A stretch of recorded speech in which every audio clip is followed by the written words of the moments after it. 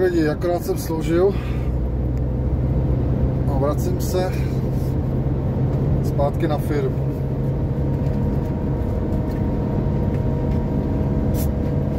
Z Moravských Třeboví. Budu čekat, kolik bláznů si bude objednávat na pondělí na ráno. Nejhorší, že objednávají až do 2:30. Skladnici, než to vychystají, tak se domů dostanou třeba o 4:30.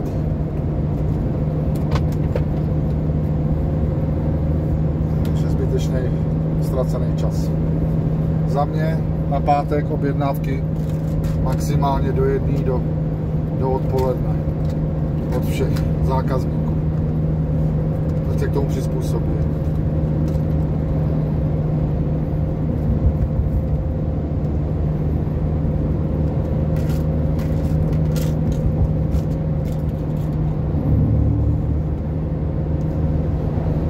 Protože je pátek, tak zatím není takový ani provoz. A zrovna na této cestě, no. Z Moravských Třeboví směr Svitavy.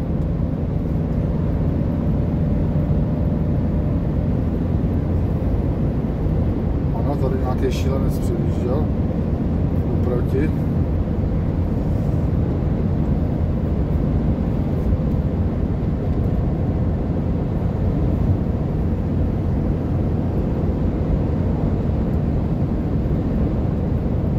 Teplo mi je, ty vole, to poseru. Asi si někde zastavím a dám si zmrzlinu. Uvidíme. Co se těším domů na psa. To zase tam vyváděl. To tam bude všechno převrácený zase vzhůru nohama.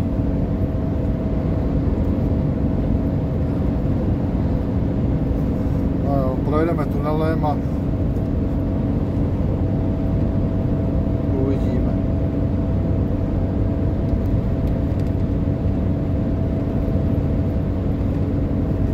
Tak se nám udělalo hezky. No.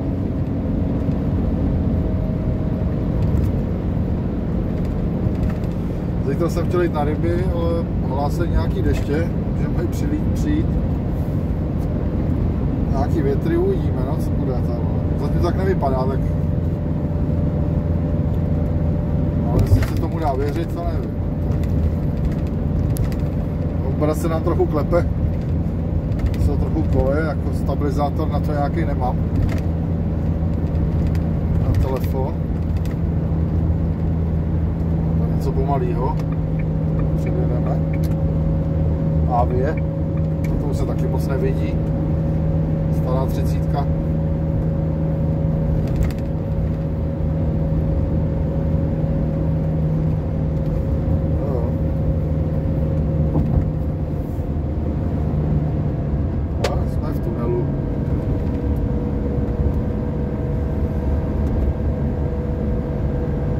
Jsme měli 60, no, bohužel.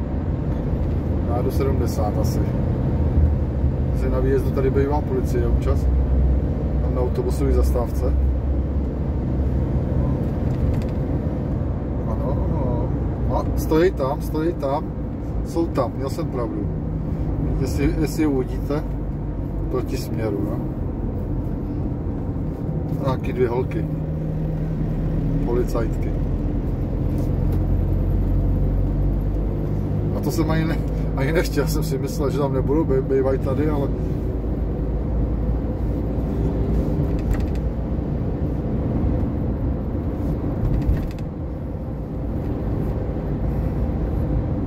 Tady to je nějaký nahuštěný provoz.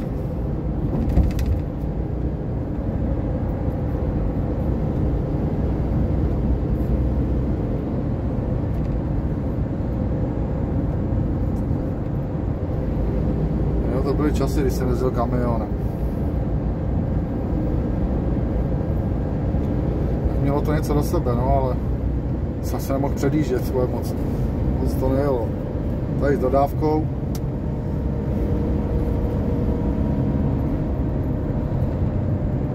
Se to dá lepší.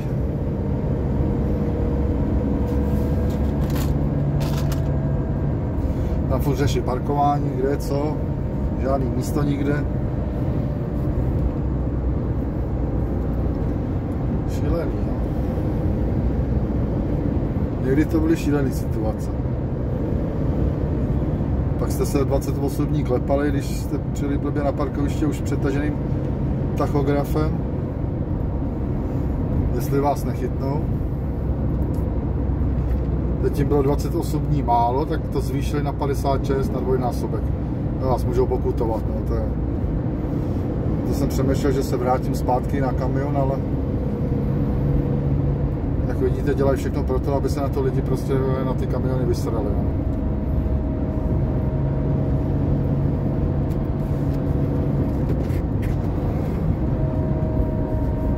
Jako za mě to není vůbec normální, aby vám někdo dával pokutu 56 nebo 8 dní zpětně, jak to je? 56 dní.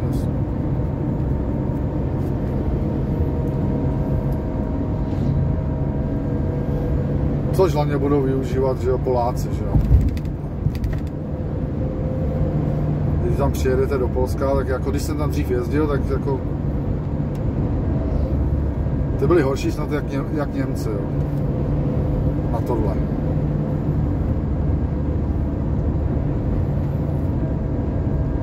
Normální policajti ani ne, jo. Je tam ta jejich inspekce transportu drogového, to je katastrofa. To už ten německý bagoun, to byl bag, já nevím, to už asi taky není, to tak přejmenovali. Před rokem jsem přestal jezdit kamionem a už jsem mi tam předtím moc jako nevídal, no, tak a vídal jsem na podobné dodávky, já nevím, jestli to tak je nebo není ještě, jo, ale jestli to taky přejmenovali.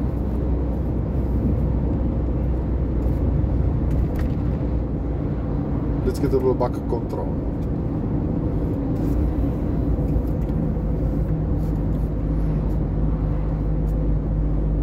To, co teďka vymysleli tady u nás v Čechách, ty nový kontrolory, tak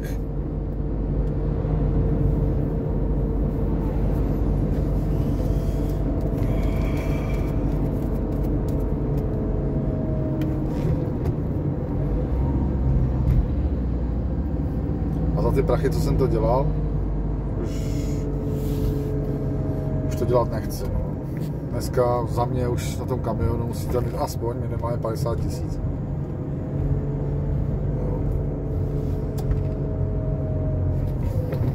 To je minimum, jo, to.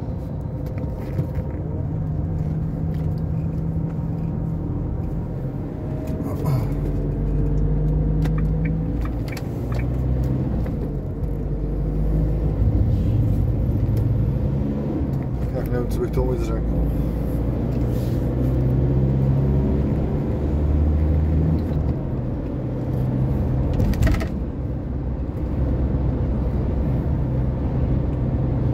Se asi rozloučíme.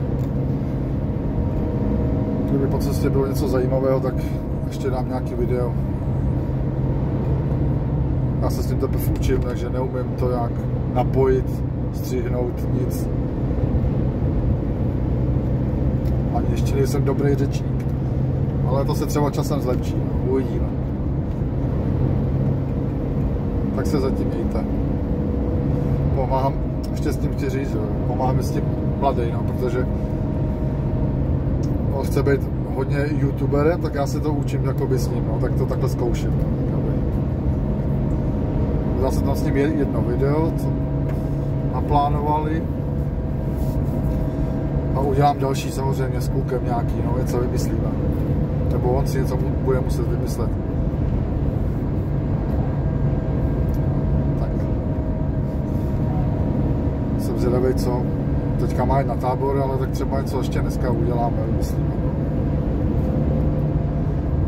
Co jsme natáčeli včera jedno, hrozně ho to bavilo, tak jsem to, co budeme natáčet dál, a říkám, tak něco vymyslí, a když přijdu z práce, tak uvidím, co bude. Když nebudu uklízet po zvířatech ještě doma. Tak se mějte, lidičky. Ahoj.